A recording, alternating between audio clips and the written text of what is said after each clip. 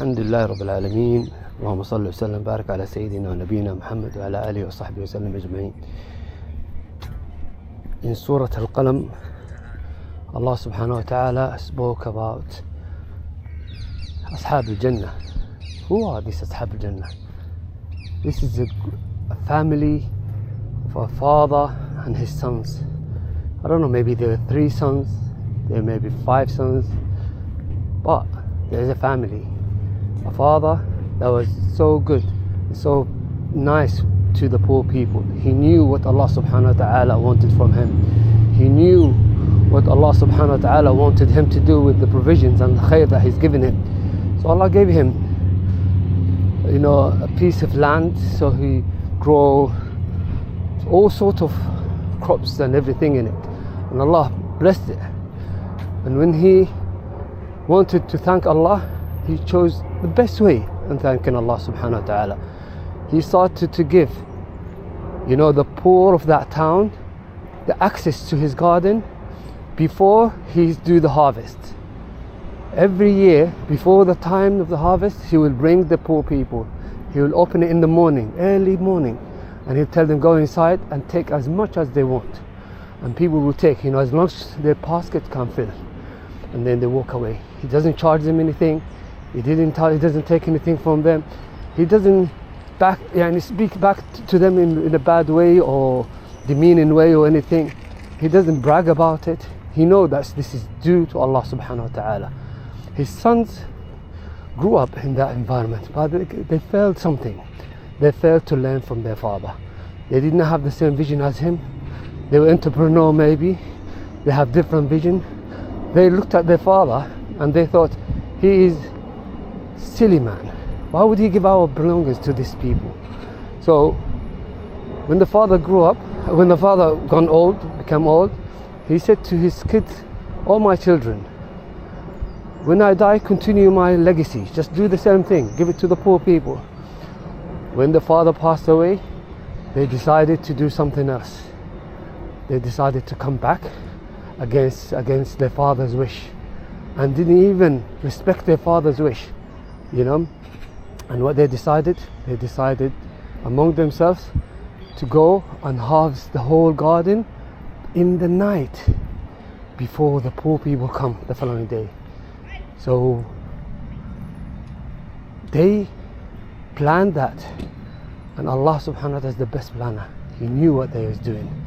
And then they decided on one night to wake up before the sunset and then go and ask and go to the garden and then just take out as much as they can. They planned it very well. Allah subhanahu wa ta'ala is the best planner. So what they did was absolutely bad. What they did was against their father's wish and against Allah subhanahu wa ta'ala's wish as well. Allah didn't want them to do that. So the middle guy, he was always, when you have a group of people, you have everybody, always the bad people with a bad intention, always they gather together and they agree with each other. But always you have someone speaks the haqq, someone always speaks the truth. So you have the middle one. Maybe there were 4, so the middle one is the third one. Maybe there were 3 and the middle is the second one. We don't know how many there were there. So he said to them, oh, don't do that, give these people their due. So they said to him, no, it's our due, we take it. So we're more than you, voting, we're more than you. We have to do what we deserve. You have to come with us. So in the night when they went there, before they left, there was a big massive storm.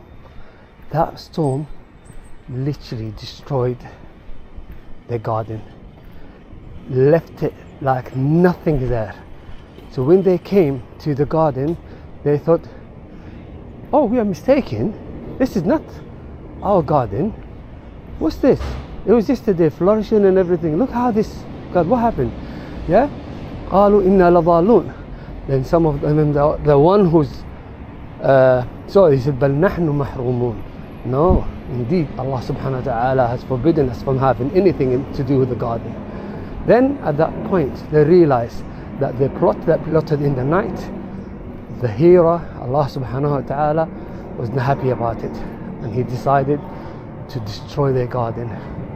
And then they said, Inna ila rabbina raghibun. So they understood their mistake and they asked Allah subhanahu wa ta'ala to forgive them. May Allah forgive them. But it was a lesson. That lesson is not for them. That lesson is for us, by the way. You know, it happened to them. It's a case study. You look at it, you learn from it. So the question is, what are you taking from this story? What are you learning from this story? Is there anything that you're going to learn and apply in your life? Do you have some of their mindset? Are you different? Are you like the weaker one or the good one? He was weak by himself anyway, the middle one. Or are you like the other four? Yeah, the majority. Always be among the minority, because you know, وَعَلَى نِيَّاتِكُمْ تُرْزَقُونَ. Allah subhanahu wa ta'ala only gives you upon your intention. Alhamdulillah Rabbil Alameen. Sallallahu alaihi wa sallam barak ala Sayyidina wa Nabiyina Muhammad.